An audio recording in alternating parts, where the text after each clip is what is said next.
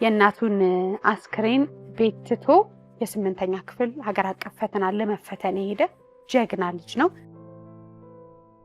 ትንሽ ነገር እናት ብቻ ስታስታምም በዚህ እድሜ ትንሽ ንገረን። ያን ያለ ብቁ የሆነ ገንዘብም የለንም።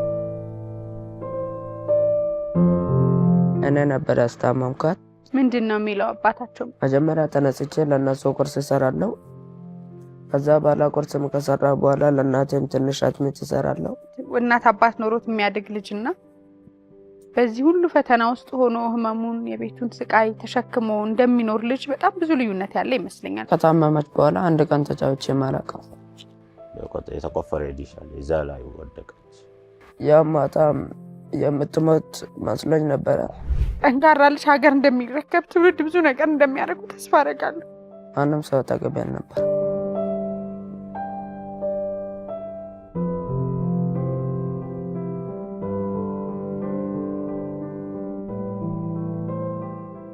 በያላችሁበት ጥሩ ዕለት ሰንበት እንዲሆንላችሁ እንመኛለን። የዛሬ ፕሮግራማችን እንግዲህ እንደ አንድ እናት እንደ አንድ ብዙ ልጆች እንደምትወድ እናት ፈጣሪን ለምናለሁ ስሜታዊ ሆኜ ፕሮግራሙን ላለመጨረስ። ግን የኢትዮጵያ ሕዝብ በሙሉ ስሜታዊ ሆኖ አንድ ሆኖ ምን ያህል ልጆች እንደሚያከብር ምን ያህል የእናት ቃል ምን እንደሆነ ያሳየ ልባም የ14 ዓመት ታዳጊ ነው። ብዙዎቻችን በሶሻል ሚዲያ ታሪኩን ሰምተናል። የእናቱን አስክሬን ቤት ትቶ የ8ኛ ክፍል ሀገር አቀፍ ፈተና ለመፈተን ሄደ ጀግና ልጅ ነው። እናቱ የሰጠችውን ቃል አደራ ልጄ ምንም ነገር ቢገጥም ትምህርትህን እንዳታቆም የሚለው ቃል ከስሜቱ ከእናትነቱ ያውን በጣም ቅርብ ለሆነችው እናቱ ስሜቱን ማሸነፊያ ሆኖ ሄዶ ተፈትኖ መጥቶ እንደገና ደግሞ እናቱን ቀብሮ ፈተና ላይ ተመልሷል። የዚህን ያህል የእናትን ቃል ማክበር በዚህ እድሜ ከዛ ካለበት የህይወት ኃላፊነትና ውጣ ውረድ አንፃር በጣም የብዙዎቻችን ልብ ነክቷል። ዛሬ የሁላችንም እርዳታ ይፈልጋል። ያልተነገሩ በጣም ብዙ ታሪኮች አሉት። እዚህ ጋብዣዋለሁ። የ14 ዓመቱ ታዳጊ ካሊድ ቃሲም እንኳን ደህና መጣ። አመሰግናለሁ። እንኳን ደህና ቆያችሁ። እሺ እኔ ጌታ በረታ። አሁን ደህና ነህ? አዎ ደህና ነኝ። በጣም ጠንካራ በጣም ጎበዝ ልጅ ነህና እንግዳዬ ስለሆንክ ገና ትኩስ ሐዘን ነውና 6 ቀን አይደል? አዎ 6 ቀን ነው። አይዞህ አንተ በጣም ብርቱ ነህ። አክብረህ ስለመጣ እዚህ ሚዲያ ላይ ቀረብክበት ደግሞ እዚህ ቴሌቪዥን ጣቢያ ላይ የራስህ ትልቅ ዓላማ አለህና ሁሉንም ነገር እንግዲህ አንተም ብርትት ብለህ እኔም ብርትት ብለን እንጨርሳለን አይደል? አዎ። እንግዶች ይዘህ መጥተሃል፣ በጣም ትልልቅ እንግዶች። እነሱን እንጋብዝ ወይስ መጀመሪያ ካንተ ጋር ቆይታ እናድርግ? ችግር የለውም፣ እነሱን እንጋብዝ። እሺ። ማን ይባላሉ እንግዶች? ሚስራ ትባላለች። አሁንም አተካረፈች በኋላ ልጆች ብቻችሁን ናችሁ አይደል? አዎ። እስቲ ንገረኝ ትንሽ አሁን ስላለህበትና እነሱን ታስተዋውቀኛለህ። እሺ። አሁን ያለሁበት ከልጆቻችን ጋር ነው። ከልጆቻችን ጋር ነው ያለሁት። ለአሁኑ እነሱ ነው አጠገቤ ያሉት ማለት ነው። ከጂጂጋ ወደዚህ መታችሁ ከረጅም ዓመት በኋላ ስትኖሩ ወንድሞችን አንተ ብቻ ነህ አሁን አንተን የምታሳድጋቸው? ከታች ያሉት 2 ወንድሞች? አዎ። ማን ይባላሉ? አንደኛው ሙራድ ቃሲም ይባላል። ሁለተኛው ደግሞ ሮብሰን ቃሲም ይባላል። ስንት ዓመታቸው ነው? አንደኛ ሙራድ 10ኛ ዓመት ነው። ሮብሰን ደግሞ 6ኛ ዓመቱ ነው። አንተ አሁን ወደ 15 ነው የምትሄደው? 14ን ጨርሰው ወይ? 14ን ጨርሼ ወደ 15 ነው። መቼ ነው ወደ አዲስ አበባ የመጣችሁት? እንዴት ተወለድክ? ትንሽ ንገረኝ እስኪ። ይቅርታ ግን እሺ ስሜታዊ ሆነ በዚህ በተረበሸ ስሜት እንደማወራ ይገባኛል፣ ግን ደግሞ ልታጫውት ችግር የለውም። አዲስ አበባ ከመጣን 8 ዓመት ሆኖናል። በ2010 ነበር የመጣ ነው። ከጂጂጋ እንትን ሆነን ማለት ነው። ከጂጂጋ ነው የሚባለው። ብዙም አማርኛ የለም። ጎበዝ ነህ እንደው በደንብ ነው የምታወራው። ካልሆነ በኦሮምኛ እንገባለን። ችግር አለ? ሞክራለሁ እኮ ነው። ችግር የለም። እኔም ብዙም አማርኛ አልችልም። አዎ የተወለድክበትን ያደግክበትን ትነግረኛለህ። ግን ትልልቅ እንግዶች በአሁን ሰዓት እንግዲህ ካሊድ ያው ብቻህን ነህ። ልጆችን የማሳደግ ኃላፊነት አንተ ላይ ነው። እንደው ብዙዎቻችን በተለይም ደግሞ ዝቅተኛ የኑሮ ደረጃ እንዳላቸው ቤተሰብ እንደተገኘ ልጅ ብዙ የኢትዮጵያ ሕዝብ ከዚህ በኋላ ብዙ ሰው አብሮህ እንደሚቆም ባስብም አሁን ግን ለጊዜው ከጎን ያሉ ኃላፊነት ወስደው ስላንተም ጥሩ ለመናገር የመጡ አሉ። አንተ ወደ ሶሻል ሚዲያ አምጥተው እኛ መድረክ ድረስ ያመጡ ደግሞ በጣም ልባም ሰዎች አሉ። ሁሉንም በተራ እንጋብዛለን። ለአሁን ግን የካሊድን ጎረቤቶች እንዲሁም ወንድሙን የሚያሳድገው ወንድሙን ወደ መድረክ እንጠራለን። ካፍታ ቆይታ በኋላ እንመለስ። ሰላም የመቅዲ የሚዲያ ዩቲዩብ ቻናል ተከታታዮች እያያችሁ ያላችሁትን እየወደዳችሁት ነው ወይስ? እስቲ ሀሳብ አስተያየታችሁን ከስራ አስቀምጡልን። ታዲያ ሰብስክራይብ አድርገው መመልከት እንዳይረሱ። ዋ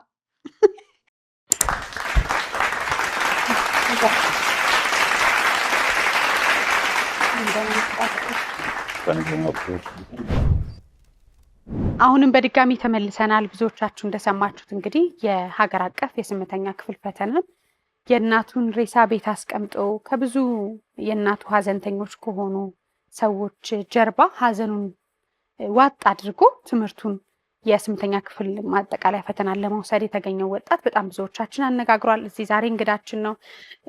ከጎኑ በጣም ብዙ መልካም ሰዎች አሉ። የሚኖረው ለገጣፉ አካባቢ ወደ ውስጥ እንግዲህ ገባ ያለ የገጠር ቦታ ቢሆንም አብረውት ግን እንደራሳቸው ልጅ ሀዘኑን እየተካፈሉ ያሉ እዚህ መድረክ ላይ መጥተው ችግሩ ለሰዎች ሊቀርብ ይገባል። ይሄ ልጅ ብዙ ኃላፊነት እጁ ላይ ያለና የኢትዮጵያ ሕዝብ እስካሁን የደገፈውን የረዳውን ያህል አሁን ደግሞ በትክክለኛው መድረክ ቀርቦ አካውንት ያው ብዙ ሰዎችም ጥሩ ያልሆነ ልክ ያልሆነ አካውንት ከሀዘንም ጎን ለጎን ጥሩ ያደረጉ ሰዎች እንዳሉ ሆነው በዚህ ታገኙታላችሁ የሚሉ ሀሰተኛ መረጃዎች ስለበዙ ትክክለኛ ኃላፊነት የሚወስዱ ሰዎች እዚህ አሉ። እንተዋውቃቸውና እንጀምራለን። እንታወቅ። እሺ ምስራታ ማም ይባላለሁ። የካሊድ ጎረቤት ነኝ። እኔ እንደውም ክብርት ሀቢባ ሲራጅን በጣም ትመስያለሽ እና ከሚኒስተር ጋር መጣብኝ እንደ ብዬ ደንግጬ ነበረ። ብዙ ሰው እንደዛ ይለኛል። ጣፎ ላይ እሷ በፊት እዛ ከንቲባ ነበረችና እኔ ደግሞ አሁን ላይ እዛ የኮሙኒኬሽን ቢሮ ኃላፊ ነኝ። ከጅማ ነው የመጣሁት። ያው እሷም የሉባቦር ልጅ ነች። ጎረቤት ነን። በጣም መሳሰላላችሁ። ይሄ በደንብ መጠናት አለበት። እርሶንም እንታወቅ። ስሜ አብዱል ሐኪም ቃሲም መሐመድ ነው። የካሊድ ጎረቤትና የዛ ያለው ሃይማኖት አባት ነው። እንኳን ደህና መጣችሁ። እሱ ማን ይባላል? ካሊድ ወንድምህን አስተዋውቀኝ። እሱ ሙራድ ቃሲም ይባላል። ወንድምህ ነው? ወንድሜ ነው። እሱ ነው 10 አመት። አንደኛ ወንድም ዛሬ አልመጣም። እሱ ምረቃ ስላለ እነት ኬጂ ነው መዋለ ህጻናት ነው። ጎበዞች እንኳን ደህና መጣችሁ ለምታደርጉት ሁሉ ከወዲሁ። ምክንያቱም የእናት ሀዘን በጣም ከባድ ነው። እነዚህ ልጆች ደግሞ ማንም የላቸውም፣ አባትም የላቸውም። ያው በቅርበት እንግዲህ የሚያግዝ አባት የላቸውም እና እናት በብዙ ስቃይ ውስጥ ህመም ውስጥ ነበረች። ታሪኳን እንመለሳለን። ግን አይዞህ ብላችሁ እንደ ልጃችሁ ዛሬ ራሱ እንዲመጣ እንደዚህ ያሳምራችሁ አብራችሁ ስለመጣችሁ እናመሰግናችኋለን በመጀመሪያና እንዴት ነበር እናንተ ስታቋቸው የሚለውን ከመጀመራችን በፊት ካሊድ ትንሽ ይንገረን። ካሊድ እንግዲህ የተወለድከው ጅጅጋ እንደሆነ ነግረኸኛል። 2 ወንድሞች አሉት፣ ካንተ ጋር 3 ናቸው። ስለ እናት አስተዋውቀኝ፣ ስለ አባት ስላደግክበት ቦታ አስተዋውቀኝ። እኔ ያደግኩበት ጅጅጋ ነው። እናም አባቴም ያ ጊዜ ከኛ ጋር ነበረ። ከዛ በኋላ ከዛ ወተን እዚህ ጣፎ ስንገባ እሱም ከአብሮን መጥቶ ከዛ በኋላ እሱ ትቶን ሄደ። ከዛ እሱ ትቶን ሄደና ከዛ በኋላ እሱ ወደ ጅጅጋ ተመልሶ ሌላ ትዳር መሰረተ። ከዛ በኋላ እናቴም በጊዜም እሷ ነበረች እኛ ጋር እኛን እያሳደገች ያለችው እሷ ናት። በቃ የምታሳድገን። ለእኛም በጣም ትልቅ ፍቅር አላት፣ እኛም ለሷ በጣም ትልቅ ፍቅር አለን። ከጅጅጋ የመጣችሁበት ምክንያት ይኖራችኋል ካደጋችሁበት አይደል? ምንድነው ምክንያቱ? እንደገና ደግሞ ወደ ለገጣፎ እንዴት ልትመጡ ቻላችሁ? በአማርኛ ትንሽ ይከብዳል። አማርኛ ትንሽ ይከብዳል። በኦሮምኛ ማለት ትችላለህ። ግን እሺ እናትህን አስተዋውቀኝ። እናቴ ይፍቱ አብዱራህማን ጅብሪል ትባላለች። እስቲ እናትህን ግለጻት። ምን አይነት እናት እንደሆነች አስተዋውቀን እናትህን። እኛ በጣም መልካም የወጣው ምስሏ ላይ እንግዲህ ብዙ ነገር የሚናገር ነው። አንተ ደግሞ የመጀመሪያ ጓደኛዋ ብዙ ነገር አሳልፋለች። ታሪክህን ትንሽ ስሰማና እናትህን ለማያውቋት አሁን ለኢትዮጵያ ሕዝብ እስቲ እናትህን አስተዋውቅ። እኔና 2 ወንድሞቼን እሷ ነበረ ያሳደገችን እና እሷም በቃ በጣም ታታሪና ለኛ በጣም ምርጥ እናት ነበረች። ከእናትህ በጣም የምትወደው ባህሪዋ ምንድን ነው? ከእናቴ በጣም የምትወደው ባህሪዋ ነው። ትቆጣ ነበረ ወይስ? ኧረ ተቆጣ። አንዳንድ ጊዜ በቃ ሰናብስ ብቻ ነው በተቆጣ። ምን ሆነሽ? ታመመሽ? ከዛ በኋላ ግን ወደ ለገጣፎ ከመጣ በኋላ ጉርብትና ላይ ጎረቤትም ወዳጅም ሆኖ አብረው ይኖሩ ናቸውና እነሱን ደግሞ ትንሽ ያጫውቱን አይደል? እሺ እኔ የካሊድ ጎረቤት ነኝ። በተጨማሪም ደግሞ የካጣፎ ክፍለ ከተማ የመንግስት ኮሚኒኬሽን ጽህፈት ቤት ኃላፊ ነኝ። የካሊድ እናት እንግዲህ ጎበዝና በጣም ታታሪ ነበረች። ትንሽዬ ሱቅም ሰፈር ውስጥ ነበራትና በሱ ሱቅ ነው ልጆቹ የምታስተዳድራቸው። ሁሌ የገበያ ቀን እሁድ ለገዳዲ ገበያ የሚባል አለ፣ ትልቅ ገበያ ማለት ነው እኛ ጋር። ከዛ ሄዳ ሽንኩርት፣ ድንች ምናምን እያመጣች ሰፈር ውስጥም ጉሊት እያረገች ትሸጣለች። ሱቅም ነበራት። በሱ ነበር ልጆቹ የምታስተዳድራቸው ብቻዋን ሆና ማለት ነው። ባለቤቷ አጠገቧ የለም እና ታመመች ከ2 ወር በፊት ማለት ነው። የኛ ረመዳን ውስጥ ነው፣ ጾም ውስጥ ማለት ነው። በጣም ታማ መስጊድ ውስጥ እሳቸው የመስጊድ ኡስታዝ አሰጋጅ ናቸው፣ የኛ ሰፈር መስጊድ ማለት ነው። ያስተባበሩላት እሳቸው ናቸው። ብር አዋጡላት። በጣም ታማለች፣ ባለቤቷ አጠገቧ የለም ብሎ መስጊድ ተናገሩና እዛ ያለንን አዋተን እሷ ምኒልክ ሆስፒታል ገብታ እንድትታከም ተደረገ። ያኔም ይሄ ልጅ ብቻ ነበር አጠገቧ ሆኖ ያስታመማት ለ1 ወር ማለት ነው። ሰርጀሪ ተደርጋ ነበረ፣ የማህፀን እጢ መሰለኝ። ከዛን 1 ወር እዛ ቆየች። ከ1 ወር በኋላም ሕክምናውን ጨርሳ ብትመጣም አልዳነችም። ከዛ በኋላ ሰርጀሪ ከተደረገች በኋላ በጣም አመማት ማለት ነው። ለ1 ወር ደግሞ ቤት ውስጥ ተኛች እንደገና ሳትነሳ። ይሄን ሁሉ ስቃይ እንግዲህ ካሊድ ነው የቤቱን ኃላፊነት ወስዶ እናቱንም እያስታመማት፣ የሚገርምሽ ነገር ማለት ነው ሆስፒታል እየተመላለሰ ከዛ ደግሞ ልጆቹን ለማየት ከምኒልክ ሆስፒታል ደግሞ ሰፈር እየመጣ ለጎረቤት አደራ እያላቸው ህፃናቶቹም ማለት ነው ያለ እድሜው በቃ ትልቅ ኃላፊነት ተሸክሞ ነበር እና ካሊድ በጣም ከእድሜ በላይ ትልቅ ሰው ነው። እኔ እንደገና ካሊድ የልጆቼም ጓደኛ ነው። የመጀመሪያ ልጄ ጓደኛ ነው። ሰፈር ውስጥ ኳስ አብሮ ይጫወታሉ እና እኔ በዚህ ሀዘን በጣም ነው በቃ እንደ እናት ማለት ትችያለሽ። በጣም ነው ውስጤ የተጎዳው እና የዛን ቀን ስትሞት እንዳጋጣሚ የሚኒስትሪ ፈተና የዛን ቀን ነበረ። እሷ ደግሞ በህይወት እያለች አደራ ምንም ያህል ብትቸገር ትምህርትክን እንዳታቋርጥ ብላው ነበረ እና እሷ ሌሊት 12 ሰዓት ሞተች። ከ2 ሰዓት በኋላ እሱ መፈተን ነበረበት ወስኖ ማለት ነው በቃ ምክሯን አስታወሰና አደራዋን ማሟላት አለብኝ ብሎ ሄዶ ፈተናውን ተፈተነ ማለት ነው። እኔም በቃ ያ ስለተሰማኝ ነው እንደ ኮሚኒኬሽን ቢሮ የራሳችን ፔጅ አለን ፌስቡክ፣ የመጀመሪያ ሚዲያ ላይ የለቀኩት እኔ ነኝ። ከዛ በኋላ ነው ሁሉም የተቀባበለው ማለት ነው። በቃ ያለው ነገር በጣም ውስጤን ስለነካኝ በኮሚኒኬሽን ፔጅ ፎቶውን ወስጄ ክስተቱን ያው ጽፌ ማለት ነው ፖስተትኩኝ። ከዛ በኋላ ሁሉም ሚዲያ መቀባበል ጀመረ።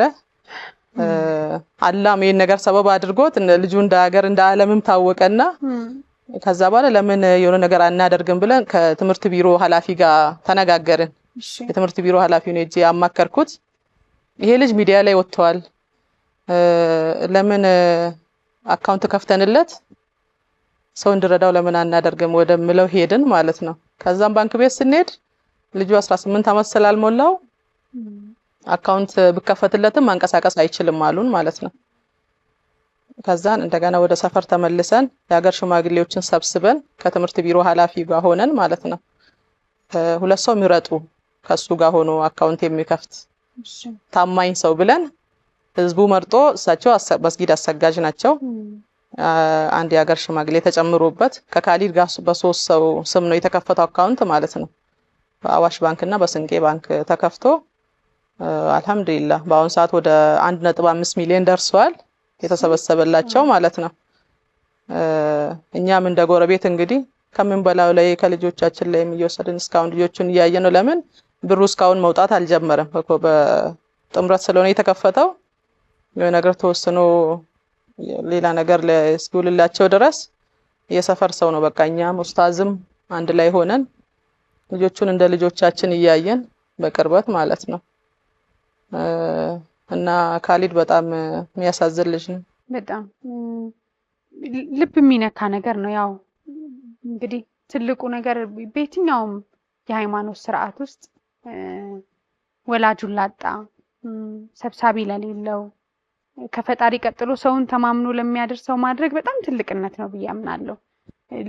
መመረጥም ነው ደግሞ ምንም እንኳን በምንኖርበት የህይወት ውጣ ውረድ ውስጥ የኛን የሚፈልጉ ቢኖሩም ተመርጠን ደግሞ ለነዚህ ልጆች ካጠገባቸው ስላሉ እርሶንም ኡስታዝ በጣም እናመሰግናለን። ግን ልብ የሚነካ ነገር ነው። በተለይ አሁን እኛ የእናቱን ሀዘን አስክሬን ተቀምጦት ፈተናውን ፈተነ ከሚለው ህመም በላይ እንደ አንድ ገና ሮጦ እንዳልጠገበ ልጅ ለእናቱ ይሄን ሁሉ ኃላፊነት የሚወስድ ልጅ ያን ያህል እያስታመመ የነበረ ልጅ መሆኑ ራሱ አሁን ነው የምትነግሩና ኡስታዝ እናቱንም ሲያውቋት አካባቢው ላይም የነበረውን ነገር ሲያዩ እንዴት ነበር እስቲ ያስታውሱ? ማሻአላህ በጣም ጥሩ ነው። እሳቸው አብዛኛው ነገሮች ያሉት አነሱና እናቷ በጣም ብቻ ነበረችና በጣም ልብ የሚነካ ሁኔታ ጋር ነው ነበረች። ልጁ እንዳለ በቀደም ልጁ እንዳለ አባቱ አንዴ መጥቶ ወደ ኋላ ነው ተመለሰው። ህፃን ነበሩ እነሱም ሁለት ልጆች ጋር ነው መጣችና አንዱ አሁን እዚህ ጋር አልመጣም ዛሬ 6 አመት መሰለኝና አንድ ጊዜ ተመልሶ እሱ ወልዶ ሁለተኛ ደግሞ ተመለሰ ወደ ጅጅጋ ማለት ነው። እዛ ትዳር ተፈጥሮ እዛ ነው የሚኖረው እሱ። ምን አይነት ቤት ነበር ግን የሚኖሩት የነበረው ሲመጡ እናንተ ታውቋት? አንድ ተመሳሳይ ነው። እኛ ሰፈር ቤቱ ከጅጅጋ ከዚህ በፊት በአብዲሌ ምክንያት የተፈናቀሉ ህዝቦች እዛ ሰፈር ነው እኛ የሚኖሩት። እናንተም ከጅጅጋ ነው እንደመጣችሁ? አዎ ከጅጅጋ ነው። አዎ ከጅጅጋ ነው። እዛው ያውቋቸው ነበር ወይስ እዚህ ነው? እዛ አናውቅም። እነሱ ጅጅጋ ነበሩ፣ እኔ ሌላ ከተማ ከታች ነው ወጣው። እኔ እዚህ ነው ተገናኘን። ጎረቤት ሆነን ስናርፍ ስንቀመጥ አንድ ላይ ነበርና ብቻ ነበረች እሷ። በአብዛኛው ብቻ ነው የምትሰራው። አንድ ትንሿ ሱቅ ተከፍተው ለልጆች ኩድራ እየተመላለሰች ነበር። በወገብ ስትመጣ ተሸክማ ልጇን ወደኋላ ያዘችና ኩድራውን ወገብ ላይ አርግታ ስትሄድ ያየው የተባበረ ልጆቹን እንደዚህ አሳደገች ብቻው ማለት ነው። አጋጣሚ አንድ አመት አልሞላ መሰለኝ የሆነ ነገር ይዛ ላይ ወጣላ እጥ ነገር ማለት ነው። በሱ ምክንያት ነው አሁን የሞተችው። ከዛ ነው ጀምሮ ህመሙ። አንድ ቀን ዝናብ ዘንቦ ዲሽ አለ ሰፈር ውስጥ የተቆፈረ ዲሽ አለ፣ እዛ ላይ ወደቀች። ስትወርቃ ያ ነገር ተነክቶ በቃ አማማ። ወደ ሆስፒታል ወደ ጤና ጣቢያ ወስደን ሪፈር ተደርጓል ወደ ሚኒሊክ ሆስፒታል።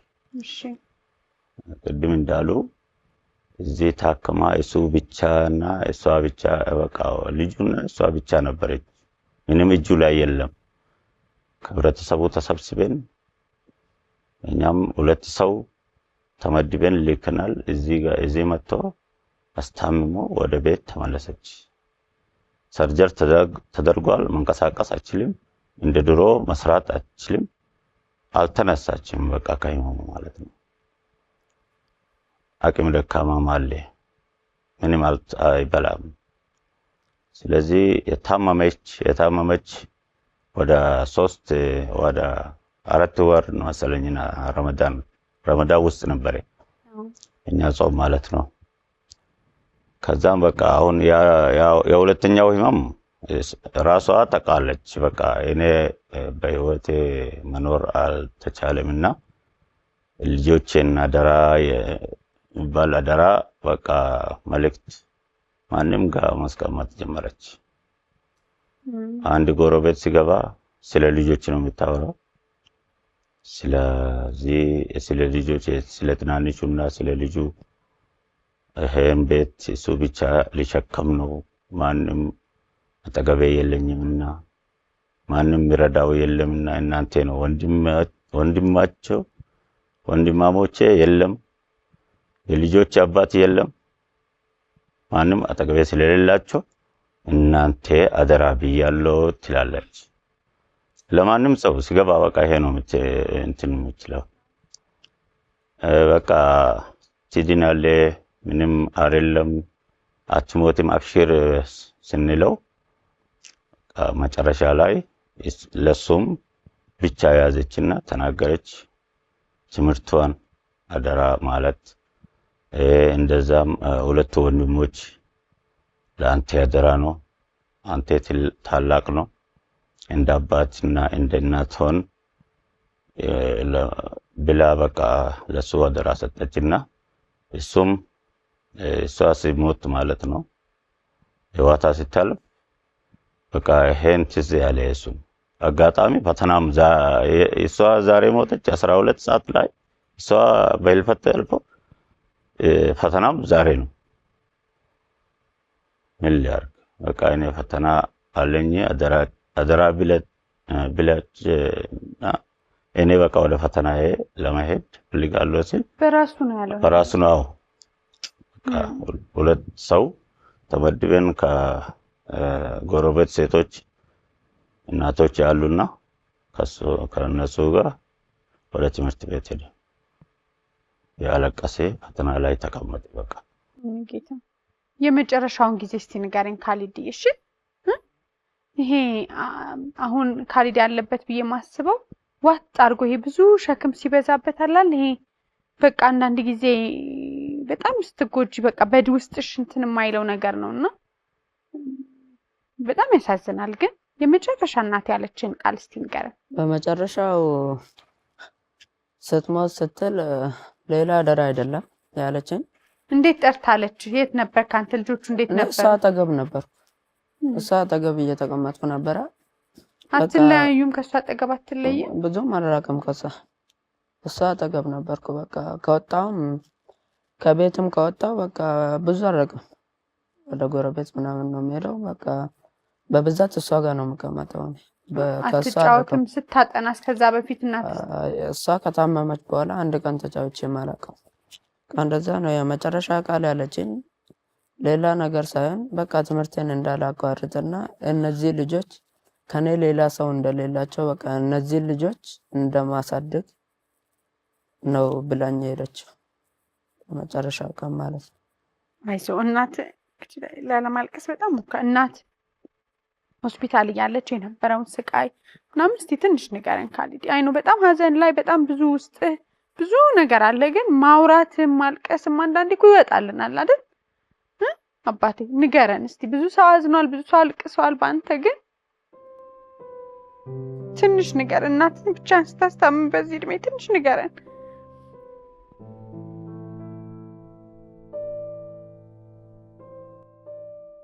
እናቴ የታመመችበት ማታም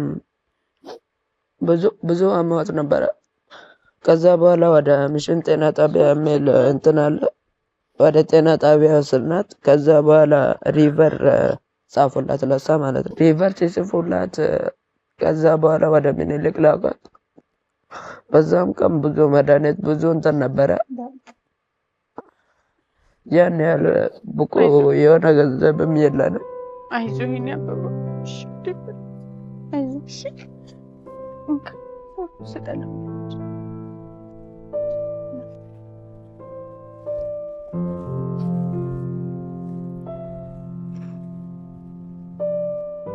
ይቅርታ አባይሽ ንገር በመጀመሪያ ማታ ላይ ህመሟ ሲነሳበት ማለት ነው ከዛ በፊት ህመሟ ሳይነሳበት በፊት ወርቃ ነበረ የሆነ ጉድጓድ አለ በቃ ቤት ፊት ለፊት እንደዚህ የሚያልፍ ዲሽ አለ እዛ ውስጥ ወርቃ ነበረ እንትን ይዛ ሸክም እዛ እየሄደች ነበረ በዛ ጊዜ ወርቃ ነበረ ከዛ በኋላ በወዳ ነበረ ወደቀችው ከዛ በኋላ ህመሟ ተነካና ያ ማታ በጣም አመማት ከዛ በኋላ ወደ ጤና ጣቢያ ወሰድና ከጤና ጣቢያ ደግሞ ሪቨር ጽፎልን ወደ ቀጥታ ወደ ምኒልክ ከዛ በኋላ ምኒልክ በቃ በእንትን ማስታገሻ ምናምን እየሰጧት ከዛ በኋላ ያ ማታ ነው ኦፕሬሽን የተደረገችው ሰርጀሪ ማለት ነው ሰርጀሪ የተደረገችው ያ ማታ በቃ እኔ ያ ማታ የምትሞት መስሎኝ ነበረ በቃ ምንም ነገር ማድረግ አልቻልኩም እንዳትሞት ብቻ እየጸለይኩ ነበር። ከዛ በኋላ ለምን ደስ አልክ? በጣም ስላመማት ነው አባት? በጣም ነው ያመማት። በዛ የተነሳ ነው በቃ ሆስፒታል ውስጥ ኦፕሬሽን ክፍል ስትገባ ምናምን ከዚህ በፊት አይተህ ስለማታውቅ ለዛ ነው አይደል ተረበሽክ? አይዞህ። ይሄ ሁሉ ሲሆን ከአባታችሁ የመጣ ምንም ነገር የለም? ምንም ነገር የለም። ለመደወል አባታችሁን ለማግኘት ሞክራችሁ አታውቁ? ሞክረናል። እሺ። እኔ ብቻ አይደለም ሰዎቹም እሱን እንትን ለማድረግ ጠርቶታል፣ ግን እሱም ለመምጣት ፍላጎት አልነበረም።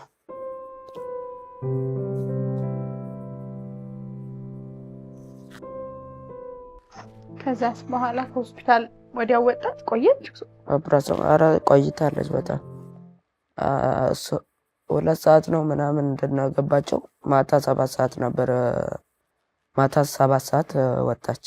2 ሰዓት ገብታ። እሺ። በጣም ነው ቆየችው። ያን አንተ ልጆች ቤት ነበሩ? አብራችሁ ነበራችሁ? ልጆቹ ቤት ነበሩ። እኔ ብቻ ነበርኩት ያን ጊዜ። ማንም ሰው አጠገቤ ነበር። ከዛ በቃ ከኦፕሬሽን ክፍል ስትወጣ አልጋ ይዛ ነበረ። ከዛ በኋላ አልጋ ይዛ እዛም እኔ ነበር ያስታመምኳት። ከዛ በኋላ የሆነ የኛ ጎረቤት አለች ዛራ የምትባል በጣም ነው የሚቀራረቡት። እሷ መታ ነበረ። ከዛ እሷ ስትመጣ አልጋ ይዛ ነበር ያን ጊዜ። እሷ ስትመጣ እኔም ገብቼ በቃ ልብስ ምናምን ይዤላት ገብቼ እኔም ሻወር ገብቼ ልብሴን ቀይሬ ከዛ በኋላ እንደ ብርድ ልብስ አይነት ነገር ወስጄላት እየሄድኩ እየተመላለስኩ አጥሜት ምናምን እየሰራሁ እዛ ነበረ እማደርስላት።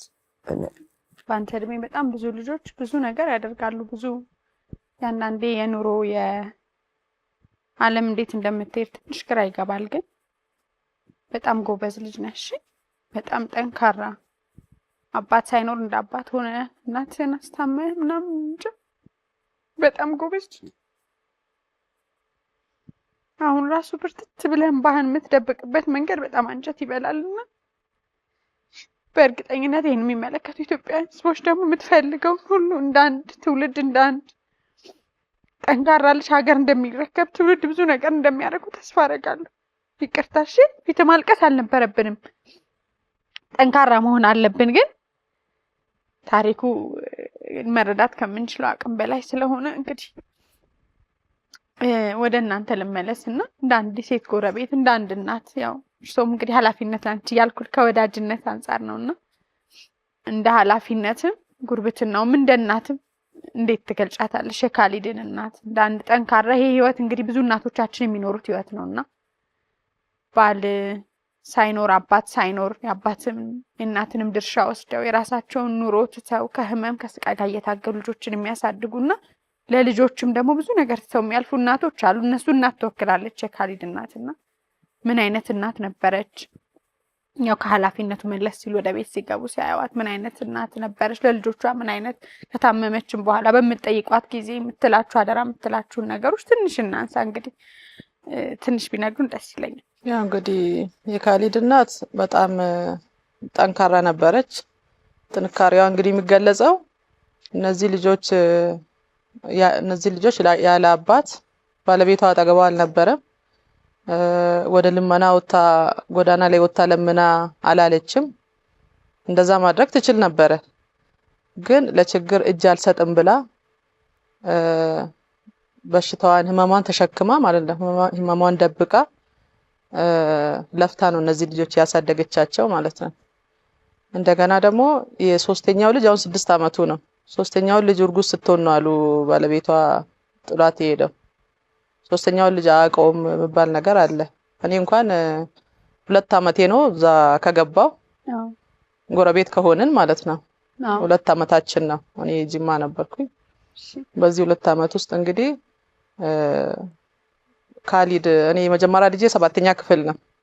ከትምህርት ቤት መልስ ከነሱ ጋር ነው አንድ ላይ ነው የሚጫወቱት ሰፈር ውስጥ ማለት ነው። እና ልጄ በጣም ይወደዋል። በጣም የልጄ ጓደኛ ነው። እና እኔ ካሊድን እንደ ልጄ ነው የማየው። ሲጫወቱ እንግዲህ አንድ እናት አባት ኖሮት የሚያድግ ልጅና በዚህ ሁሉ ፈተና ውስጥ ሆኖ ህመሙን የቤቱን ስቃይ ተሸክሞ እንደሚኖር ልጅ በጣም ብዙ ልዩነት ያለ ይመስለኛል። እርሶም የኮሚኒኬሽን ኃላፊ ልጆችንም ሰዎች ስነ ልቦናንም ቀረብ ብሎ የማየቱ ነገር አለና ምን አይነት ልጅ ነው? ካሊዲያን ሁሉ ኃላፊነት ይዞ ከልጆች ጋር ያለው ግንኙነት ምን ይመስላል? የእናቱን ጥንካሬ ካሊድ ውስጥ ነው የምታዩ። የሆነ የምታይ ነገር አለ እሱ ውስጥ ማለት ነው። እናትየውም ጠንካራ ነበረች፣ በጣም ታታሪ ነበረች። እነዚህ ልጆች ለማሳደግ ለዚህ እድሜ ለማብቃት ማንንም ሳትለምን ያለ ማንም ድጋፍ ማለት ነው ለዚህ አብቅታለች። ካሊድ ውስጥም አሁን ያለው ያ ጥንካሬ ካሊድ ውስጥ ይታያል ማለት ነው። በዚህ እድሜው ራሱ ይሄን ኃላፊነት ተሸክሞ እንኳን እሱ እኛ ላይ ቢደርስ ራሱ እኛ ማንችለውን ነገር በእኛ እድሜ ማይቻለውን ነገር ነው ልጇን የተሸከመው ማለት ነው። እና እብን አሁን አንዳንድ ሰዎች እየደወሉ ከውጭም ከሀገር ውስጥም እየደወሉለት አንተን እናስተምራሃለን ወደ ውጭ እንወስዳለን ስሉት ማለት ነው። እኔ እነዚህ ልጆች ትቻቸው አልሄድም፣ የእናቴ አደራ አለብኝ፣ ታናናሾቼን ትቼ አልሄድም፣ የሚያግዘኝ ሰው እዚህ መጥቶ ያግዘኝና እዚሁ ጥሩ ትምህርት ቤት አስገብተውን አንድ ላይ ነው የምንማረው እንጂ ወንድሞቼን ጥዬ አልሄድም ስል በቃ ያ ራስ ወዳድ ቢሆን ብዙ እድል ነበረው ካሊድ ማለት ነው። ብዙ ሰዎችም እድል እየሰጡት ነው። ያን አልተቀበለም። እስካሁን አልሄድም ነው ያለው። ልጆቹ ለማን ትቼ ነው የሚሄደው? እና በጣም ጠንካራ ነው ከምንለው በላይ ማለት ነው። አዎ እርሶንም ቢነግሩን ደስ ይለኛል። አይዞሽ ተረጋጊ። እኔ ገና ነገ እንደሚመጣ ሳስብ በቃ ጸሎት አድርጌ ነው የመጣሁት። ባይኖሽ ብዙ ስራ አለኝ ገና ቴል ታበላሽ አይደል? እና ከባድ ነው እንደምንለው ቀላል አይደለም። ልጆች ላይ የሚደርስ የስነ ልቦና ጫና አንዳንዴ ያንን ህይወት አልፈው ተሻግረውት እንኳን እንደ ትልቅ ጠባሳ ልጆች የሚያሳልፉበት መንገድ ቀላል አይደለምና ይሄ ልጅ ነገ አድጎ አባት ይሆናል፣ ኃላፊ ይሆናል እና አንዳንድ ጊዜ እንደ አባት እርሶም የሃይማኖት አባት ስለሆኑ ትንሽ ቢነግሩን ደስ ይለኛል። ምን አይነት ጭካኔ ቢሆን ነው ልጅ ከአብራካችን የወጣ ልጅ ይሄን ሁሉ ፈተና ይሄ ሁሉ እናት ይሄ ሁሉ ስቃይ ስታይ አንዳንድ ጊዜ ስለሱም ትንሽ ነገር ቢሉን ደስ ይለኛል። የካሊድን አባት ያልኩ ሳይሆን ሌሎች መልካም አባቶች አሉ። ግን እንዲህ አይነት ሁኔታዎች ላይ መቼም ነገ ጥሩ ነገር ሲሆን ደግሞ ልጄ ብሎ የሚመጣ አባት ይኖራልና ግን አሁን ባለው ሂደት ሁሉ እንደ ሃይማኖት አባት የሱን የህይወት መንገድ ሲያዩ ለሚያዩንም ትምህርት ቢሰጡልን ደስ ይለኛል። ጥሩ ነው። አባቱ ያው ቅድም ካሊድ እንዳለ እሷም የደወለች ነበር የካሊድ እናት እና እኛም ህመሙ የጨመረ ሲመጣ እኛም የደወልን ነበር። እጇ ላይ ምንም ነገር ለሕክምና የሚሆን ሳንቲም ሲጠፋ በቃ እኛ ያሉን እስከ አቅማችን አለን ብለን በቃ ብሩን ተሰብስበን አላህ ጀዛ ይከፍላቸውና ሁሉ ህብረተሰብ ያለውን ነገር አመጣጦ አንድ ላይ አንድ ጊዜ ወደ 56 ሺህ ብር ህመሙ ከባድ ነበር። እንደዚህ እንደሚሉት ወደ ካንሰር የተቀየረ ህመም ነበር ወይስ ታውቅ ነበር? ወደ ካንሰር ሳይቀየር ሰርጀሪ ከተደረገ በኋላ ነው ህመሙ ጥንካሬ ሆነው መጣ። ከሰርጀሩ ደም የለም መሰለኝና አቅም የለም፣ ቆሞ መሄድ አይቻልም። እኛም ያለው ሁኔታ ሲታይ በቃ ያስደነግጣልና ለሱ ደውለን ነበር። በቃ መምጣት አልቻለም እሱ ነው። አዎ አላመንም። ታማት ብለን እንደው ጫመማት ተብሎ የሚደወለው ለሱ ነው። በቃ ብዙ ጊዜ ስለቆየ እሱ ወደዚህ ለመመለስ ፍላጎትም የለም መሰለኝና እንጃ የደወሉት ሰዎች አለ። አሁን ጎረቤት እንደ ቅርበት የተከታተለ ጎረቤት አለ ካሊድ ጋር ጎን የቆመ ሁለት ሰዎች ጎረቤት ቤቱ በየአራት ቤት ነው ተያያዘን አለው እኛ ሰፈር። ስለዚህ ጀርባ ያሉት ሰዎች አሉ። እነሱ የደወሉ ነበር። አንተ ለምን አትመጣም? ስትሞትም ትመጣለህ። በሞት ከመምጣት አሁን በህይወት ስትኖር መጥቶ ወደ ሆስፒታል ጎን ተቀምጣ ለምን አትናገርም ብሎ ተነጋገሩና ምንድነው የሚለው አባታቸው? እሱ በቃ እኔ ትራንስፖርትም የለኝም ምንም እጄ ላይ የለኝና መምጣት አትችልም እያለ ነበር። ስትሞትም በቃ ተነጋግረን ብር አጣም ለመምጣት ፍላጎት ካለ ብር አታጣምና ለምን እምቢ ትላለህ ብለን በቃ አንዴ ስልክ ነው የሚዘጋው፣ አንዴ ይጠፋል፣ አንዴ በቃ ቋሚ ነገር የለም ማለት ነው። ፍላጎት ስለሌለ ማለት ነው። መጨረሻ ላይ ትራንስፖርት ተልኮ እና ተባለ።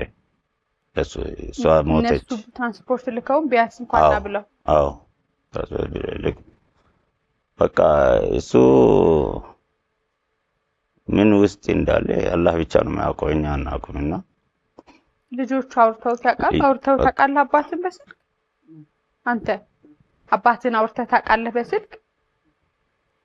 አውቃለሁ፣ በስልክ አውርቼ አውቃለሁ። ምን አልከውና ስትለው ምንድን ነው የሚልህ? ብዬዋለሁ። በቃ እሱ የትራንስፖርት ችግር ያለበት መሰለኝ። እሱን ነው የሚያሳብበው ሁሉ ጊዜ ትራንስፖርት አጣው ምናምን ይላል። ግን ትራንስፖርት አልጠፋም።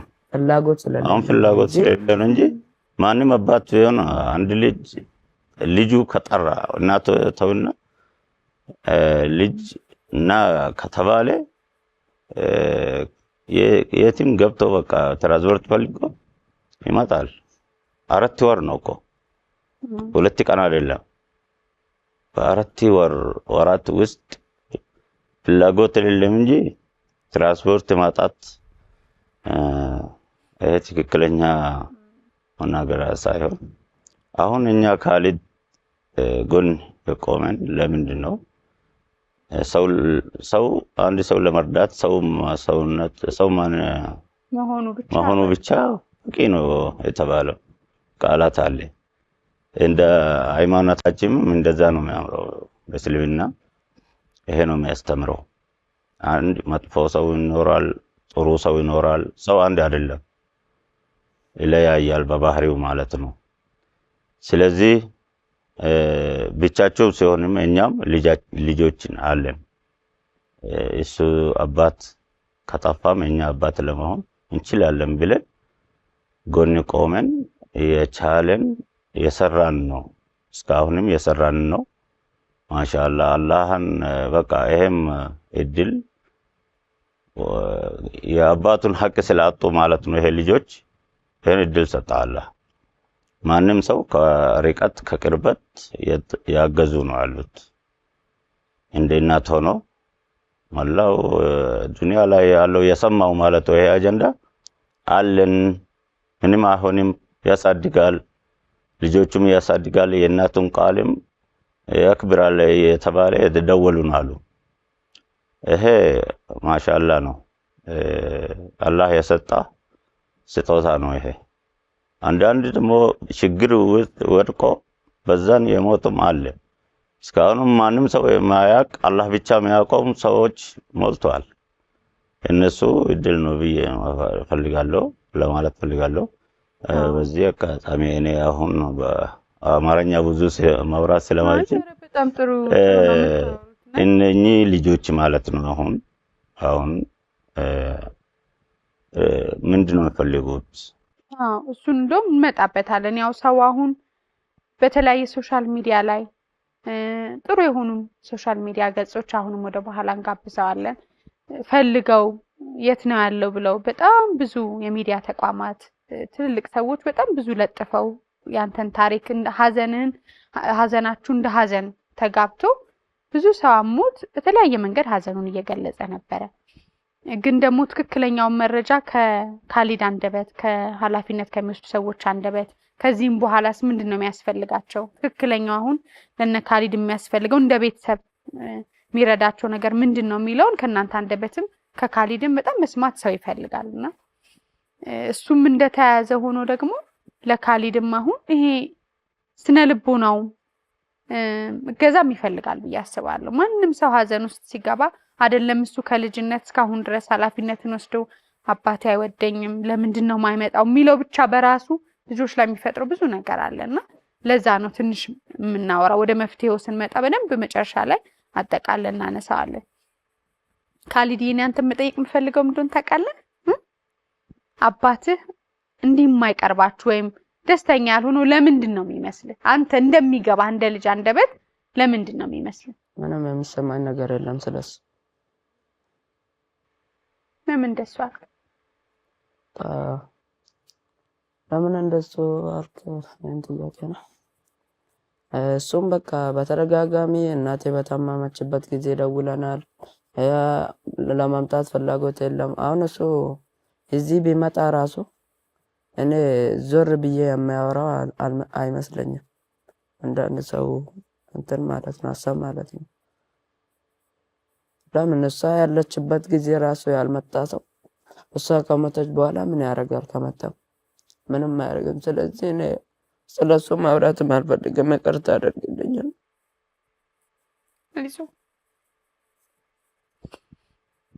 በእውነት ግን መልካም ሰዎች እንዳሉ ሁሉ ልጆቻችሁን ግን ክዳችሁ እንደዚህ የማይሻገሩትን የምትሰጡ አባቶች በእውነት እግዚአብሔር ልባችሁን ይመልስ ነው የምለው። ሁላችንም በእንዲህ አይነት ፈተና ውስጥ ስለምናልፍ ማለት ነው።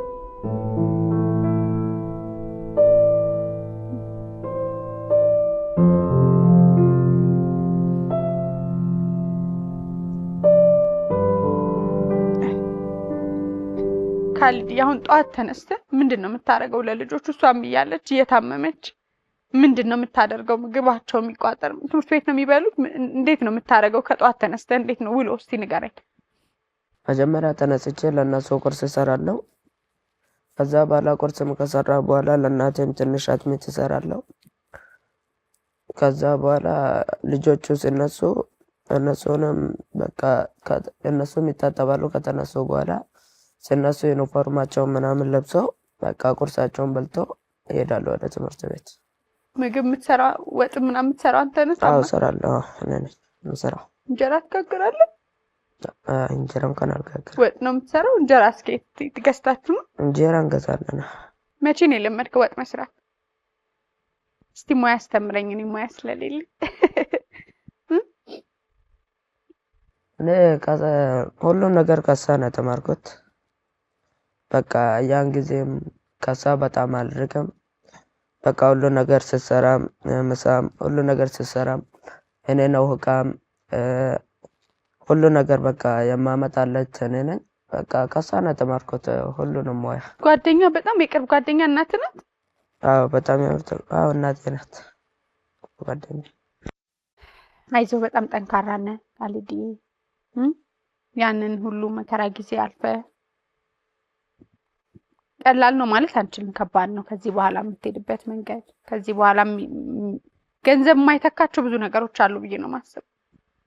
ገንዘብ ምቾት የማይመልሳቸው ብዙ የህይወታችን ነገሮች አሉና ጓደኛ የሆነች እናትህን ከስራ ማጠፋው እናትን ማጣት በራሱ የሚፈጥረው ብዙ ነገር አለ። ከዛ ማይፈልገኝ አባት አለ ብሎ ማሰብ፣ ከዛ ደግሞ በ14 አመት እነዚህን ሁሉ ልጆች ኃላፊነት ወስዶ መግቦ አብልቶ አጠጥቶ አሳድጎ ማኖር በራሱ ከዚህ በኋላ የሚገጥምህ ቀላል ጊዜ አይደለም። ግን ጎበዝ ልጅ ነህ አንተ። በዙሪያ እንደነሱ አይነት ሰዎች ከዚህም በኋላ ወደ ህይወት የሚመጡ በርካታ ሰዎች አሉና አሁን እንደምትኖሩበትም ሁኔታ እንደሚያስፈልጋቸውም ነገር ብዙ ነገር ያስፈልጋቸዋል። አንዳንዴ ወደ ሶሻል ሚዲያ የሚመጡ ነገሮችን የምንፈራለው ይወጡና በጣም ይታዩና ብዙ እንደተረዱ ብዙ ሰው እንዳገዛቸው ይቆጠርና ይቻል የተለጠፉ ነገሮች ቤት ተሰጠው አዲስ አበባ መሃል ውጭ ሀገር ሄዱ ውጭ ሀገር ሊሄዱ ነው ፕሮሰስ ጀምረዋል ይሄን ያህል ሚሊዮን ብር ገባ። ይሄ እውነት ያልሆኑ ግን ደግሞ የሚረዱ ሰዎችንም ወደ ኋላ የሚያስቀሩ ብዙ መረጃዎች እየወጡ ነውና ምንድነው የሚያስፈልገው የሚለው መጀመሪያ ካንተ አንደበት ልስማ። አንተ ትልቅ ሰው ስለሆንክ በሳል ስለሆንክ እንደ አዋቂዎች ደግሞ የሚያስፈልጋችሁ ብለው የሚያስቡ ረጅም ጊዜ በጉርብትና አንተንም እናትህንም የሚያውቁ ደግሞ አሉ። አንተ ግን ምን ቢሆን ነው የምትደሰተው? አሁን ካሊድ ውስጥ ያለውን ስብራት ውስጥ ያለውን ሀዘን እንደው ትንሽ የሚያስታግስልን ምን ቢሆን ምንድነው የሚያስፈልግህ አንተ ጌታዬ? አሁን እስቲ ከልብ አሁን ለኔ እንደምታወራኝ ምንድነው ከውስጥ የሚያስፈልግ? ምክንያቱም ሁሉ ሰው አንተን ለመርዳት ሁሉ ሰው አንተን ለማገዝ ተዘጋጅቷል። አሁን ጌታዬ የሚወድ ሰው አለ፣ አንተን የሚፈልግ ሰው አለ፣ ብዙ ነገር አንተን ብቻ ሳይሆን ቤተሰብህንም እና እስቲ ምንድነው የምታስበው ንገረኝ። እኔ የማስበው ሌላ ነገር አይደለም። ቤታችን ቆርቆሮ ነው እንደምታወቀው። እኔ ከዚህም እጄ ሌላ ቦታ እጄ ወንድሞቼን ትቼ ሌላ ቦታ እጄ መማር አልፈልግም። ሆኖም በቃ እኔ ማገዝ የሚፈልጉ ሰዎች ካሉ የቤታችንም በተሻለ ሁኔታ ቀይሮልን እዛው ቤታችን ወንድሞቼ ጋር ሆኜ ነው መማር የምፈልገው እንጂ እኔ እነሱን መሄድ አልፈልግም። እናትህ የምታስታውስበት ቦታ መኖር ትፈልጋለህ ወይስ? አዎ እፈልጋለሁ። ለምን ሰዎች እንደውም እኮ ሀዘናቸው ያለበት ቦታ መኖር አይፈልጉም? የኔ ጌታ ለምን እሱ ናቸው? ንገረኝ እስኪ። በህይወቴ ብዙ ጠንካራ ሰዎች አውርቼ አውቃለሁ። በአንተ ልክ ጠንካራ የሆነ ብዙ ሀዘን የገጠመው ሰው አይቻለሁ፣ አላየሁም። እሺ ጌታ ጎበዝ። እሺ ካሊዲ እዛው የእናትህ ትዝታ ያለበት ቦታ ቆርቆሮ ስለሆነ ክረምትም ስለሆነ ምቹ ስላልሆነ ጥሩ ሆኖ ተሰርቶ እዛው መኖር ነው የምትፈልጉት? አንደኛው ነገር ቤቱን መስራት የሚችል አቅም ገንዘብ ሰዎች እንዲረዷችሁ ማለት ነው አንደኛው። ሌላስ? ሌላ እንደ ለሆኑ አንተ የምትፈልገው አንተ እንደ ልጅ ነው የምፈልገው አሁን። እሺ እንደ ልጅ እንደ እድሜ አውቃለሁ ከእድሜ በላይ ነህ፣ ግን እንዳንተ ደስ የሚያሰኝህን ደስ የምትፈልገው ለወንድሞች የምትመኘው ነገ እንዲሆኑላችሁ እናትህ እንድትሆኑ እንድትደርሱ የምትፈልገው ቦታ አለ አይደል? ዛሬ ልትደርስ የምትፈልጉበትን ህይወት ምንድነው ልትሰጣቸው የምትፈልገው? ደስ ያለህ አንተን ነው የምጠይቅህ። ለአንተ የሚያስፈልግህንም ከአንተ በላይ እኮ እኛ እናውቃለን። አንተ ልክ ነው ከምትለውም በላይ ሰው ያውቃል የሚያስፈልግህ እንደ እድሜ። እሺ እንደ ጎበዝ ልጅ እኮ ቆርቆሮ ቤት ውስጥ መኖር አይደለም ወይም ያንን ማደስ አይደለም፣ ከዛ በላይ ይገባሃል። አንተ ከዛ በላይ በጣም ጠንካራ ነህ። ግን አሁን ያንተን ነው የጠየኩ። በልጅ አይምሩ በአንዳንድ 14 ዓመት ልጅ ምንድነው የምትፈልገው የሚለው ነው። ፍላጎት እሱ ብቻ ነው። አሁን አንተ ትምህርት ስትሄድ ምግብ የሚያበስል የሚረዳችሁ ወንድሞችህን እንደዚህ አሁን ዛሬ ለሚዲያው ብላችሁ ዝንጥ ብላችሁ መጣችሁ ኑሮ እንደዚህ አይደለም። ብዙ መከራ አለ አይደል? እንደኔ ጌታ አይደል? ኑሯችሁ ህይወታችሁ እኮ እንደዚህ አይደለም እንደሚታየው አሁን ለሚዲያ እንደሚመጥን ሆኖ እንደቀረበው ብዙ ችግር ብዙ ጓዳ አለ አይደል? ስለዚህ እነሱ ይናገሩ ማለት ነው። እነሱ ይናገሩ። ከርሰው ልጀምርና አሁን ካሊድ ካለበት እንግዲህ በጣም እድለኝነታቸውና ካሊድ ብዬ ማስበው ከገና ሰዎችን በህይወታቸው ከሚመጡ ባሻገር አብራችሁ ያላችሁ ሰዎች በጣም ጥሩ ሰዎች ናችሁ። እርሶም ደግሞ እንደ ኮሚኒኬሽን ኃላፊ ሚዲያውን ይሄን ታሪክ ወደ ህዝብ ከማውጣት ጀምሮ በጣም ትልቅ ባለውለታ ነው። እናመሰግናለን። ከዛ ውጪ ቅርብም ሆኖ የማየቱ ነገር ምን ይፈልጋሉ እነዚህ ልጆች የሚለውን ነገር ለማወቅ ቅርብ ይሆኑ ይመስለኛል። ትንሽ ነገር እንግዲህ ለአሁን የሚያስፈልጋቸው አንደኛ እንግዲህ ወቅቱም ክረምት ነው። አሁን የሚኖሩበት ቤት ማለት ነው ያኔ ለተፈናቃዮች የተሰራ ቤት ቆርቆሮ በቆርቆሮ ማለት ነው። ከላይም ከታችም ቆርቆሮ ነው፣ ግድግዳውም ቆርቆሮ ነው። እናትየው ከውስጥ እንደዚህ ሊሾ ሲሚንቶ ነገር አሰርታለች። ይሁን እንጂ ከባድ ዝናብ ከዘነበ ጎርፍ መግባቱ አይቀርም ማለት ነው እነዚህ ልጆች ላይ። ስለዚህ አሁን የተሰበሰበላቸውን ብር አለ ኮሚቴ ያው በሳቸው ይመራ ወስኖ የቻለውን ያሰራል። እኛም እንደ ከተማ አስተዳደር ምን ያሳውቅ ያለው እረዳለን ብለው አሉ እና አንደኛ ላይ አሁን አርጀንት የሚያስፈልገው ቤቱን ማስተካከል ነው፣ ልጆቹን ሴቭ ለማድረግ ማለት ነው። ይሄ ብርድም ዝናብም እንዳይነካቸው 1 2 3 ክፍል ቤት ዝም ብሎ ማንሳትና ቦታ ስላላቸው እዛ ለቤቱ ብሰራላቸው። ሌላ ደግሞ የአስቤዛ ጉዳይ ነው ማለት ነው። በቋሚነት አስቤዛ እችላለሁ ብሎ ይመጣ ሰውም ካለ የቀለባቸውን እንደዛውም የትምህርታቸውን መነጣጠል አንፈልግም ብለው አሉ። አንድ ላይ ሆኖ ለመማር ደግሞ ይሄ ሁሉ ነገር ማሟላት ግድ ነው ማለት ነው። ስለዚህ ያው የኢትዮጵያ ሕዝብ አሁንም እየረዱት ነው የሚገኙት። ለብቻም ደግሞ እንደዚህ ይችላልው የሚሉም አሉ። አሁን ስም ማንሳት ባስፈልግም አንድ እህታችን ከውጭ ደውላ የትምህርትና የቀለባቸውን ችላለው እና ሞግዚት እቀጥራለሁ ያለች አለች። ቃል ነው የገቡት እንጂ አሁን ቃል ገብታ ለማስጀመር በቀደም የተወሰነ ብር ልካለች። ሰራተኛ ፈልጉ ብላ ማለት ነው እና አስቤዛ ግዙ ብላ ያ ተገዛዝተው አሁን ተጀምሯል። እሱ ቀጣይነት ካለው ያ ነገር በጣም አሪፍ ነው። እንደሷ አይነተውን ከተገኘ ማለት ነው። እሷን ቀለብና የሞግዚት ብትችል ሌላው ደግሞ የትምህርት ቤት ብችላቸው ቤቱ ከተጀመረ ማንም ሰው ያገዛቸዋል፣ ሁሉም ሰው እያየ ማለት ነው። እና የተመቻቸ ቤት ውስጥ ለማኖር ደግሞ ቤቱን አሁን ላይ ማስጀመር ግድ ነው። ለነሱ የሚመች ቤት አይደለም እና ይሄ ነው የሚያስፈልጋቸው። ሌላ እንግዲህ ሽንት ቤት ምናምን እዛው አለ ወይስ የጋራ ነው? አለ መታጠቢያ ሽንት ቤት የራስ አለ፣ ግን ምቹ አይደለም። ሰፈሩ መተሽ ብታይ ትንሽ ይከብዳል፣ ለልጆች ለህፃናት ይከብዳል። የኔ ትንሽ ከነሱ አንዱ 200 ሜትር በግምት ይሆናል። በዛ ስናል ቤቱ ማሰራሩም የሆነ በቃ እንደዚህ የተሰራ ቤት ነው። ሱቅም ለመስራት ብላ እንዲህ ተቀጥሎ የተቀጣጠለ ቤት ማለት በቆርቆሮ እና ሱቁም አለ። ሱቁም በአሪፍ ሁኔታ ተሰርቶ ካሊድ ከትምህርት ቤት መልሳውንም ምሰራ ከሆነ ስሎ የሚሰራ ከሆነ ለምን በፊት እናቱን ያገዛት ሱቅ ውስጥ ይቆም ነበር። እኔ አየዋለሁ አንዳንዴ ማለት ነው ስሸጥ ነበር። ያን ልብ ካለው ከትምህርት ቤት መልስም ያን እየሰራ መተዳደር ይችላል ማለት ነው። ሱቁ ስላለ በደም ተደራጅቶ ጥሩ ቢሆን ከተደራጀለት ያን የሚል ሐሳብ አለኝ። እንግዲህ የእናት ቦታ እንግዲህ እናት አትገዛም። የሷን ቦታ መተካት ባይቻልም ሌላውን በቻልነው አቅም እንግዲህ እንደዚህ እነሱ ጋር መቆም በጣም ጥሩ ነገር ነው ብዬ ነው ማስበውና ያሉበት ግን የራሳቸው ነው ይዞታው የቀበሌ ምን ቦታው የራስ ነው? ቦታው የነሱ ነው። ሳይት ፕላን አላቸው። ለሁሉም ያኔ የተሰጣቸው ከሶማሌ ተፈናቅሎ ሲመጡ ለሁሉም ሳይት ፕላን ቦታ ተሰጥቷቸዋል። ስንት ካሬ ነው? ሰፋ ያለ ነው። 105 ሚቲ ኡስታዝ 105 ካሬ። መልካም ጥሩ ሐሳብ ነው ያነሳ ነው ብዬ አስባለሁ። ያው ጊዜያዊም ቢሆኑ አሁን እነዚህ ነገሮች ቤቱን ማደሱ ያው የራሱ ነው። ነገም ግን በቃ አሁን እንግዲህ የእናንተን ገዛ በጣም ይፈልጋል ብዬ አስባለሁ። ማያሳንድ 14 አመት ልጅ በር ዘግቶ ተነስቶ ማንንም ይሄን አድርግ ያን አታድርግ የሚለው ኃላፊነት የሚወስድ ሳይኖር ጧት ተነስቶ ልጆች እንደዚህ አድርገው እንደገና ሱቅ ሰርቶ ምናምን ማለት በጣም አስቸጋሪ ይመስለኛል። እንዴት እንግዲህ ሐሳባቸውን የሙያተኞችን በዚህ ዙሪያ ላይ ልጅ አስተዳደግ ላይ ያሉ ሰዎችን ቢረዱን ደስ ይለኛል። ግን ኡስታዝ እርሶም ደግሞ በቅርበት እንደሚያውቋቸው ሰዎች ያው ወቅታዊም ነው ብዬ አስባለሁ። የሰውም ጩኸት አሁን ያው ባለን የህይወት ሩጫ ውስጥ ዛሬ የነበረው እድል ዛሬ ያለው ጊዜ ነገ አይገኝም።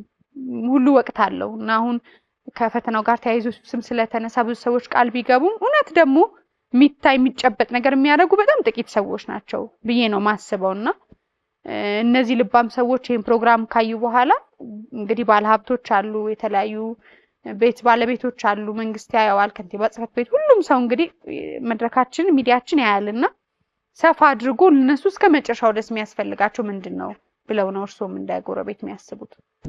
እንደ አንድ ጎረቤት ነው የሚያስበው ለዚህ ልጆች እርሱ እንዳሉ የአሁኑ ብቻ አጀንዳ ተነስቶ በኋላ ላይ ጸጥ ነው የሚለው። ግን አባቱ አጠገብ የለም፣ እናቷ ሞተች እና ብቻቸው ነው የሚቀሩት ከዚህ በኋላ ማለት ነው። አንደኛው ስለ ትምህርቱ እኔ አስጀምሬ እስከ መጨረሻ ረዳለው የሚል ሰው እንፈልጋለን። አሁን የመንግስት ነው የሚማሩት? አዎ የመንግስት ነው። ሁለተኛ እርሶ እንዳሉት አስቤዛ ነው፣ የቤት ውስጥ ምግብና ልብስ ስለነዚህ ነገሮች ነው። ታላቁ ህልማችን ደግሞ የሀገራችን ባለሀብቶች አለ፣ መንግስት አካል አለ። ከነሱ እኛ የምንጠብቀው አሁን ለዚህ ልጆች ማለት ነው 3 ልጆች ነው፣ አባቱ የለም። ዛሬ ችግር ላይ ነው። ከዛሬ ጀምሮ ማለት ከወደፊት ምን ይጋጠማል ማለት አንችልም። እኛ እንደ ጎረቤት ማለት ነው አንድ መኖሪያ ቤት ቢገኙ እሱን ተከራይቶ በዚህ ሰዎች የሚያሉበት ከተማ የሚሆነ ቦታ እና እንደዛም የስራ ሱቅም ቢሆን ያገኙት እኛ በቃ እኛ ድምጽ ማሰማት ያስፈልጋል። አሁን እንግዲህ እንዳልነው ያሉበት ቦታ ሆኖ ምናልባት አናቀም ይሄንን ግን የሚያሳድጉ ሰዎች አሁን ከገንዘቡ ባሻገር እንዳልነው በር ዘግተው 14 ዓመት ልጅ እና ገና 10 ዓመት የ6 ዓመት ልጅ እንዴት እንደሚዘልቁሱ ትንሽ እንትን ያደርጋል አይደል? እና እችላለሁ ብለህ ታስባለህ? ምን እንደምታስበው አባ አንተ ካሊድዬ?